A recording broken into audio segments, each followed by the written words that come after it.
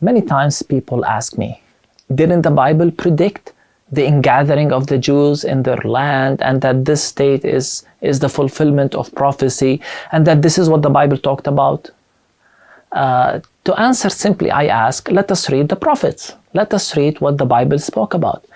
And when we read that, we will see that the prophets spoke about a much more holistic restoration, the renewal of all of creation, the renewal of the human nature, the circumcision of hearts, the forgiveness of sins, and then the presence of the messianic figure, the Messiah, who will execute justice and rule in peace and bring harmony and reconciliation between all peoples. The prophets spoke about a universal kingdom in which nations will come to the house of the Lord. They will throw away their weapons and worship the God of Jacob. This is much more glorious than what we see today in Palestine. I mean, we should ask, is what we see today with the creation of the state of Israel really the fulfillment of those prophecies?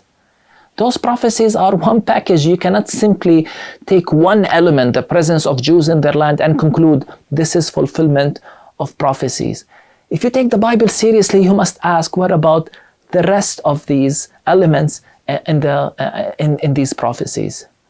But more importantly, we must ask, how does the New Testament read these prophecies? Did Jesus and Paul refer to these prophecies? And of course, again, the answer is yes.